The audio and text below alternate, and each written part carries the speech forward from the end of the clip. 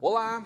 Hoje é dia da gente falar de dança. Minha convidada é uma apaixonada também por dança. Curiosa, comprometida, acolhedora, natural de Novo Hamburgo, a filha do seu Alceu e da Dona Ieda, é formada em Educação Física. Há 38 anos, a mãe do Felipe tem a dança em sua vida.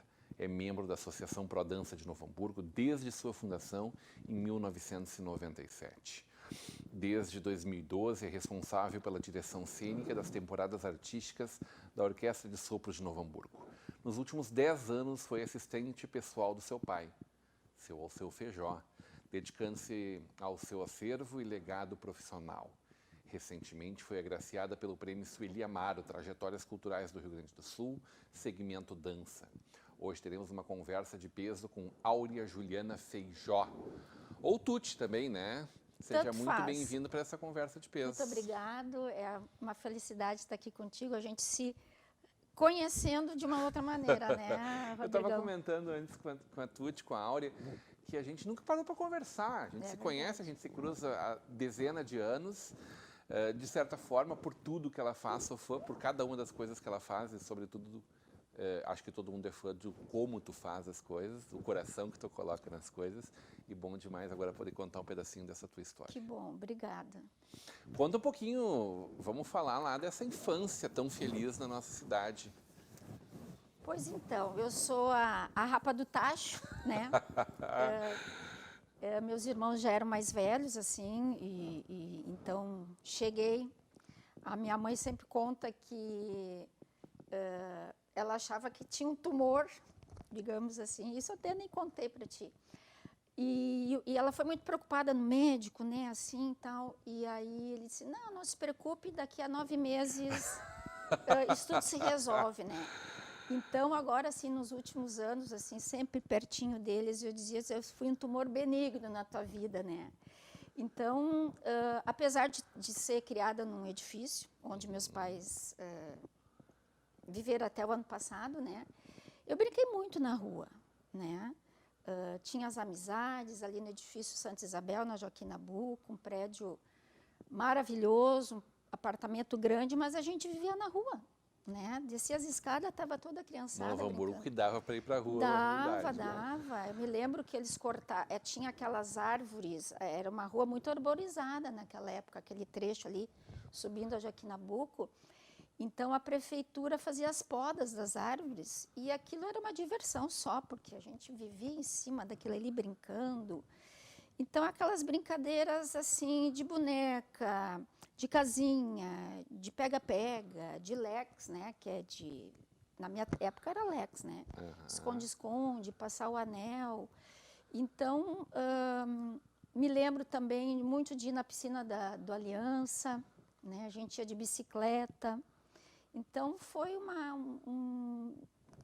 infância feliz, assim, sabe? Meu pai sempre, né, vivia na rua, né? Quando é que tu via teu pai, quando tu era pequeno? Eu era muito... de meio-dia, de manhã e de noite, porque né? eu imagino não, que mas como ele filho trabalhava de seu Alceu Feijó, queridíssimo que ele era com vocês também, sim, não era sim. só um querido para todo mundo, ele era em casa também, né? E tua filha mais nova, menina, devia ser o xodózinho também, né? Sim, nós assim, tem uma foto assim que é muito... Eu encolhida assim do lado dele no sofá. Nós somos muitos parceiros, assim, desde pequena, assim, a gente tinha uma relação muito próxima, né? Claro, adolescência, puberdade, começa aquela coisa assim, né? E aí a gente começou a... Eu sempre conto que uma vez, uns 15 anos, assim, naquele trajeto do Café Avenida para o Fotorama, que ele tinha loja do Fotorama, eu, caminhando com uma amiga minha, ele passou, nós tínhamos brigado, né, discutido, e ele passou sério, cumprimentou a minha amiga, nem me deu bola, sabe? Mas isso é coisa da idade, dos conflitos da adolescência, mas ele sempre foi muito tanto ele quanto a mãe muito presentes, assim. O Fotorama era uma loja dele de produtos... De revelação de filmes, de estúdio fotográfico. Ali acontecia de tudo. Mais recentemente, a Galeria da Cacos, também já não é mais há muito tempo. Depois eles venderam onde foi o Tomazone. Tomazone. E aí agora é uma farmácia. Mais uma Mas farmácia. Farmácia no centro de Novo Hamburgo não é referência, né, Tuti? Mas imobiliário Snell, talvez, né? Por sim. Tem essa referência. Então era assim, o mundo era ali, assim. Então era o Fotorama. Lá no fundo era a sucursal da Caldas Júnior. Em frente, no fundo do corredor, era o cartório de registros civis, que era do meu padrinho, Vinícius Bosley. E na frente a livraria Cacos, que era o meu paraíso, onde eu escolhi as Suzes, as minhas bonecas, que nem meu padrinho, Vinícius, Natal, Ano Novo, ele me pegava pelo dedinho assim, vamos lá escolher teu presente. Então, claro que a minha coleção de Suzes, depois que eu fiquei tia, muito cedo, elas meio que foram desaparecendo, não tenho nenhuma mais hoje, né? Mas muito o Vinícius é um grande amigo do teu pai. Né? O meu pai considerava o tio Vinícius um pai para ele, né? E quando encontrava ele na rua, ele dizia assim, mas tu tá muito magrinha, minha guriazinha, né? Vamos engordar um pouquinho. Eu disse, pois é, cara, eu tento, mas não adianta, né? Ô, Tuti, como é que é esse negócio de ser filha de um grande fotógrafo, né, reconhecido internacionalmente, e não ter foto do aniversário de 15 anos, hein? Pois é, isso aconteceu. Casa de Ferreira, espeto de eu te falei, pau, né? Bom... Isso te marcou, Me marcou porque eu não tenho nenhuma lembrança desse momento, está tudo na memória, né? Enquanto eu tiver uma memória boa, ela vai estar ali presente. Mas aconteceu o seguinte, eu não sei como, o que aconteceu exatamente, mas eu tinha a festa marcada para o mês de agosto. Olha como são as coisas. E aí eu fiquei doente uma semana antes, tá? Tive amidalite, tive que transferir a festa, tudo. E aí, claro, eu não me envolvi com isso, as festas eram bem diferentes naquela época, né? E aí eu sei que o Aurélio Decker ficou responsável por tirar as fotos. Então a culpa não tem nada a ver com o seu feijão. Não sei. Lelo, não sei. Eu sei que deu um problema na máquina, ou se não botaram filme, ou se não... Não sei o que aconteceu, que eu não tenho uma foto dos meus 15 anos, né?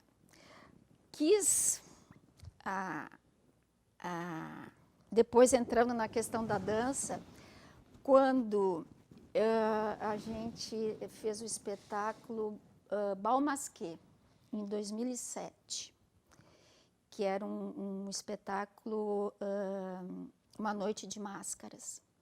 Então, um espetáculo lindíssimo que a gente fez, era assim, ele começava, não tinha intervalo, era uma coreografia entrando dentro da outra, assim, era um filme, uma história. E aí,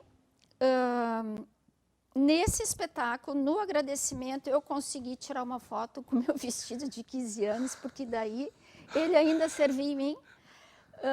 Então, junto com o Carlinhos Gabi, não sei se você conhece, uma pessoa maravilhosa que trabalhou junto comigo muito tempo, e o Leopoldo Schneider, nós éramos, digamos assim, eles me ajudavam muito nessa concepção de espetáculos.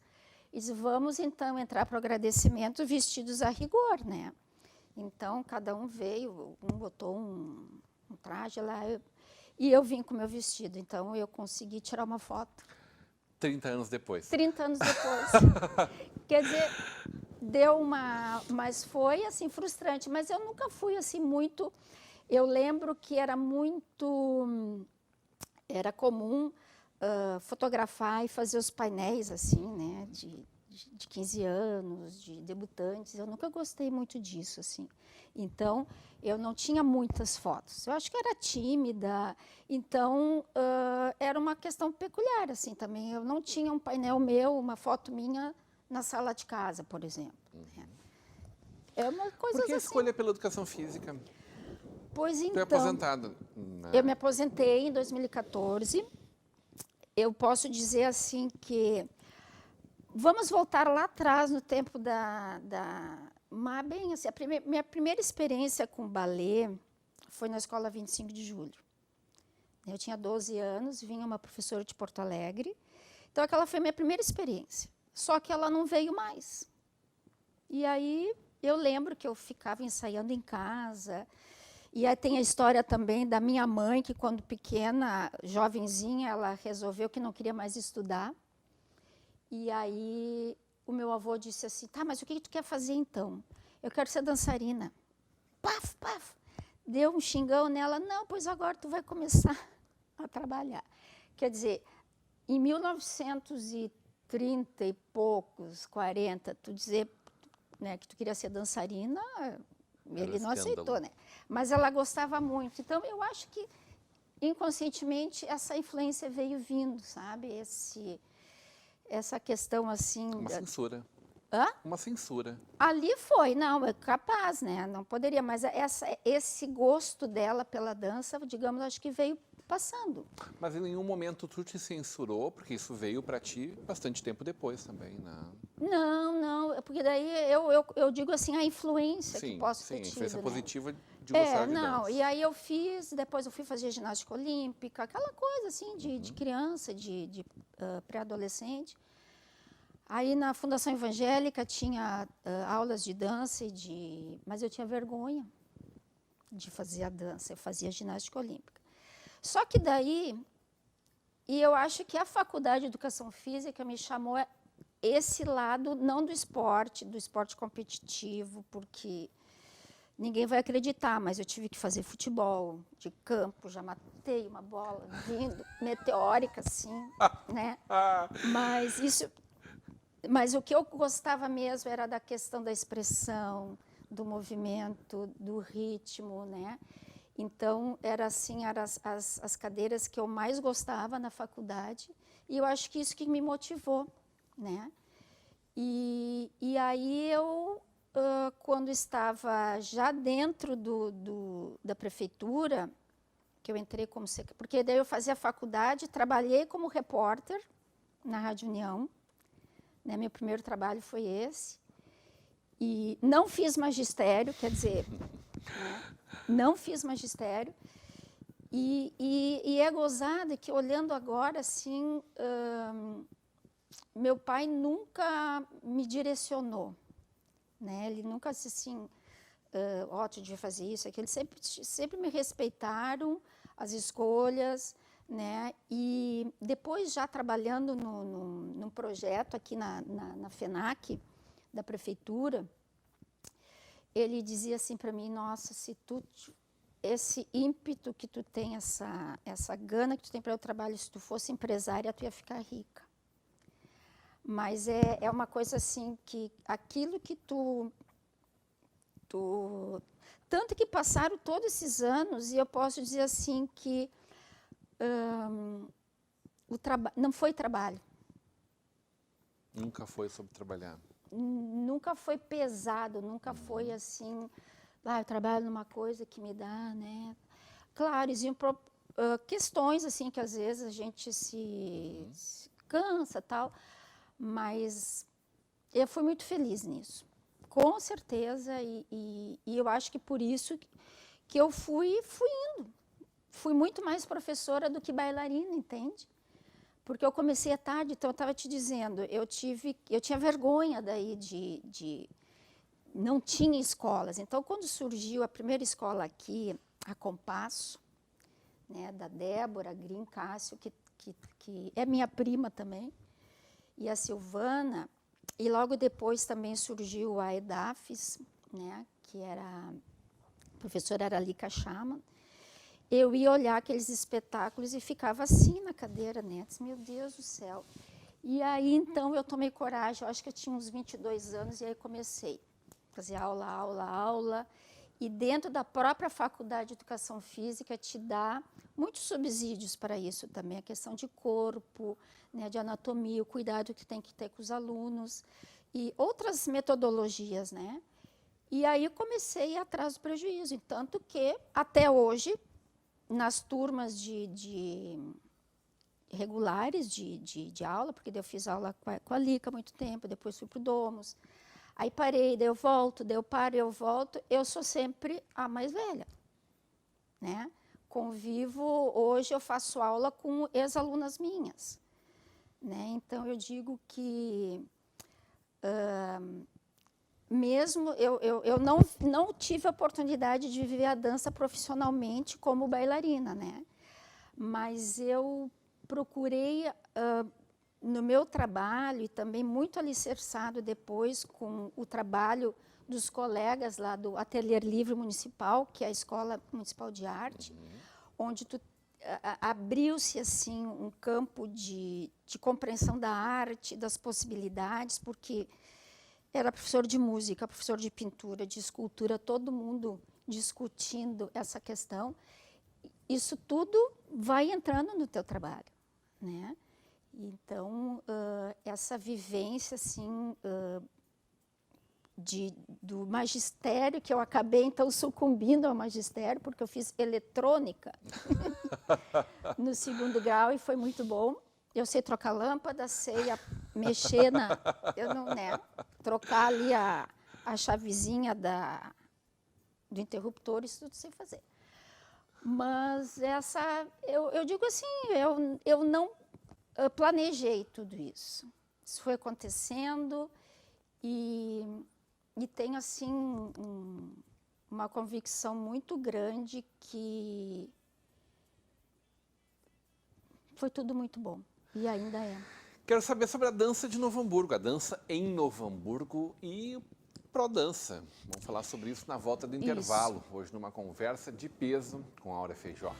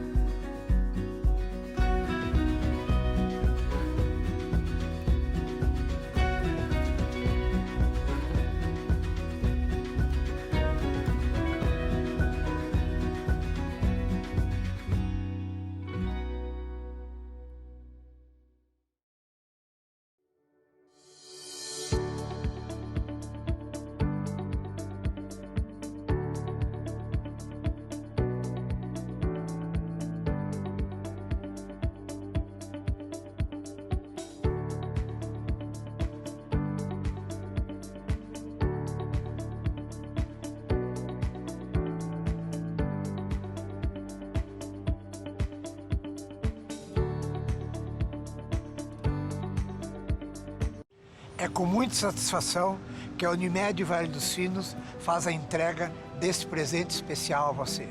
É o novo Hospital Unimed, referência em tecnologia, inovação e humanização. Uma estrutura toda conectada, com corpo clínico de alta qualidade, trazendo excelência ao atendimento hospitalar. Unimed Vale dos Sinos. Cuidar de você. Esse é o plano.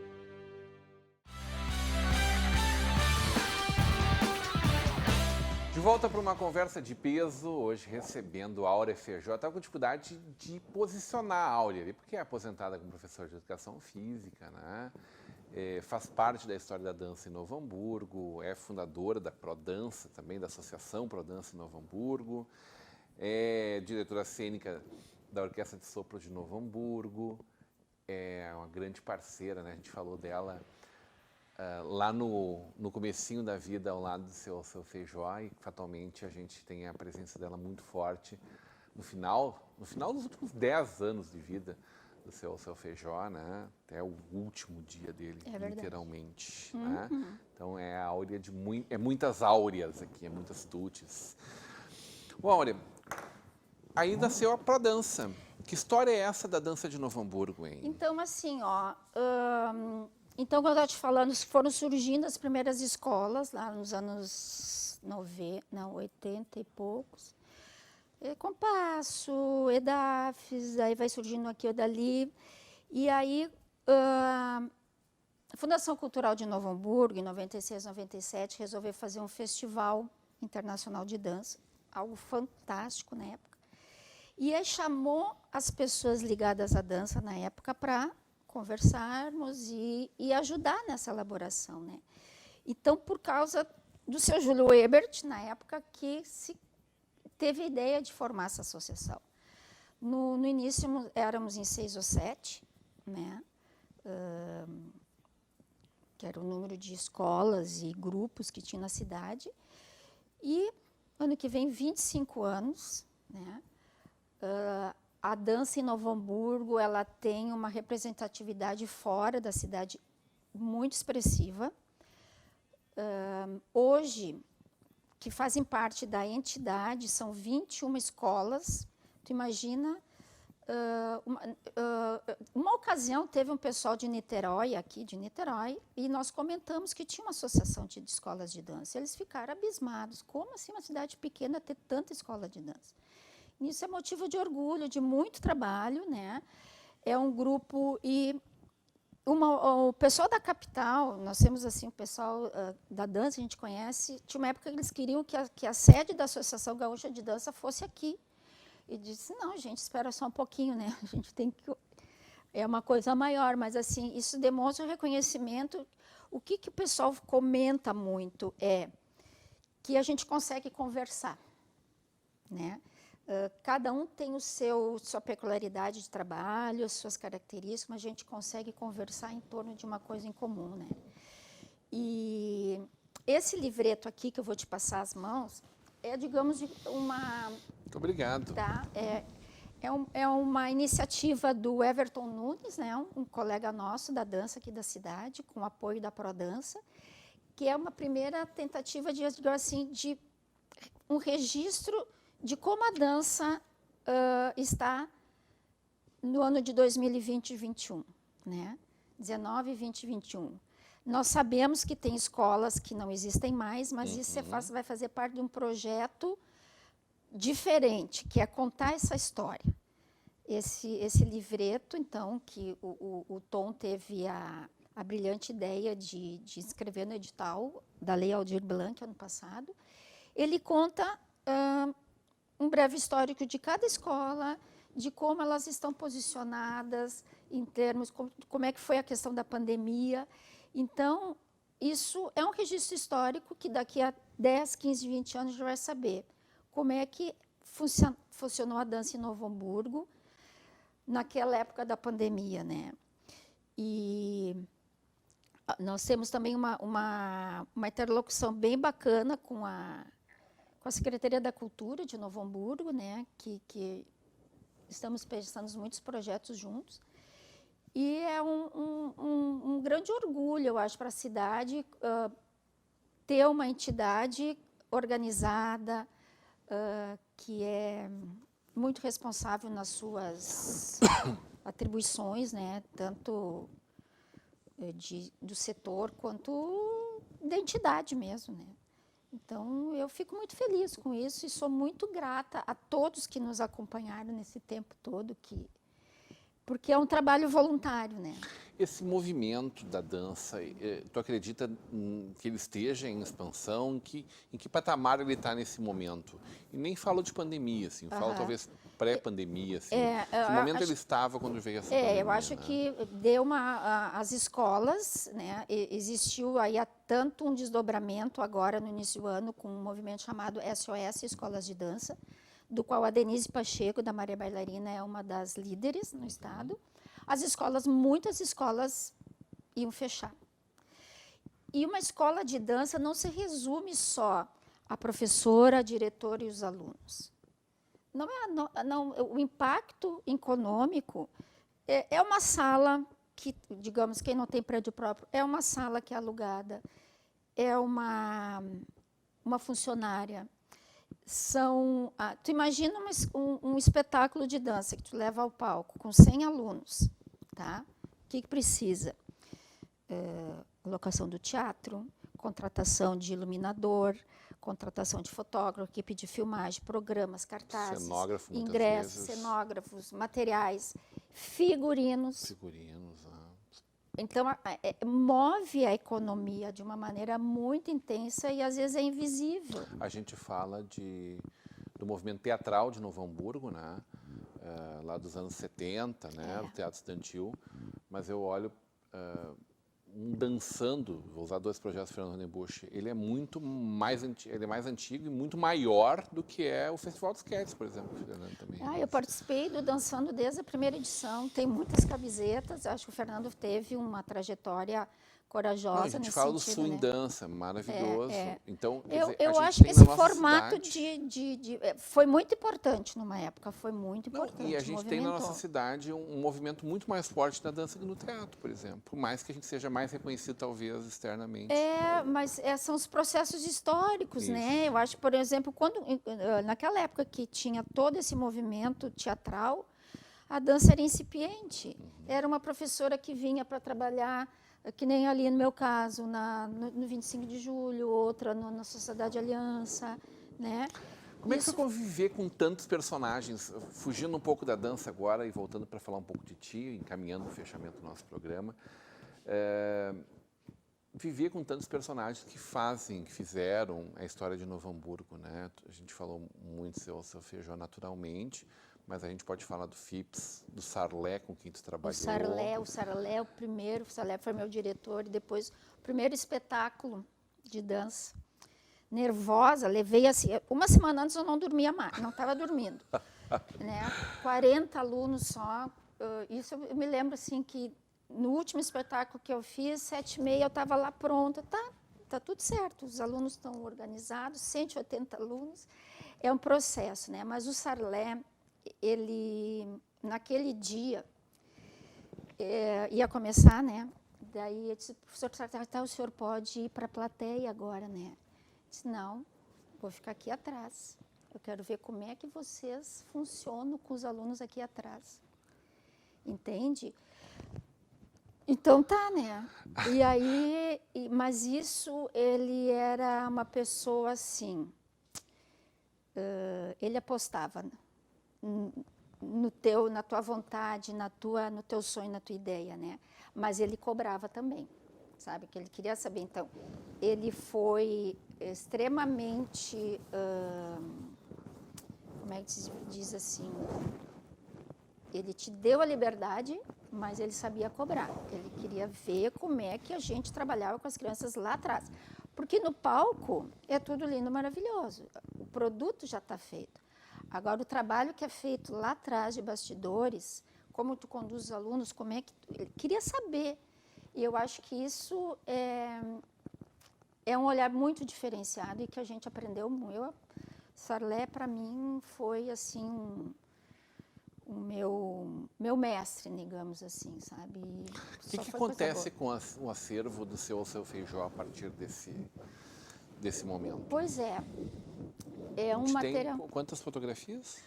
O acervo negativos, dele, digamos assim, ó, negativos fotográficos, cada fotograma, né, tem mais de 100 mil. Meu e ele teve o cuidado de catalogar, de arquivar. Então, não, ele não tem 100 mil recortes, registros. Ele tem 100 mil negativos fotográficos, mais de 100 mil. Todos descritos. Sim, daí eles estão nos envelopes. Sim, cada envelope tem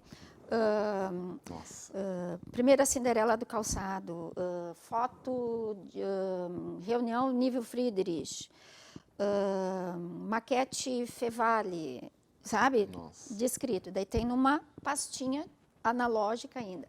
Então, e tem muita coisa que também ficou na Caldas Júnior, no Jornal NH, mas o período que ele fotografou Fotorama, então é dos anos, tem registros ali dos anos 50 até 80, mais ou menos. Aí, então, tem essa parte. Tem muitas fotos impressas também, mas ela é uma quantidade ínfima, digamos, de todo esse manancial assim, que tem de negativos. As crônicas, né, que eu tenho, 2003 para cá, comecei a guardar as crônicas de sexta-feira, mas tem muitas ainda, desde os anos 60, né, os anos 50, ainda no 5 de abril. E que essas eu ainda tenho que resgatar, né? E o programa Papo com Feijó, que são os áudios do programa que ele tinha na Rádio ABC. Então, são fragmentos da história. E o programa Estação Hamburgo é diretamente ligado à história dele com o Alain no Café Bar. Não é possível.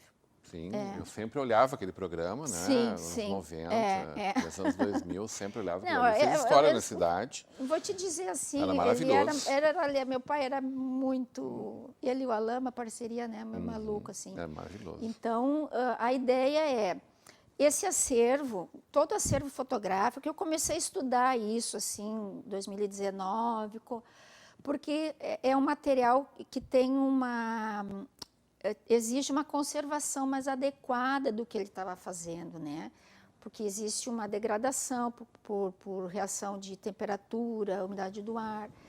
Então, isso é um cuidado, é uma preocupação que se tem a longo prazo, né? Mas a curto prazo,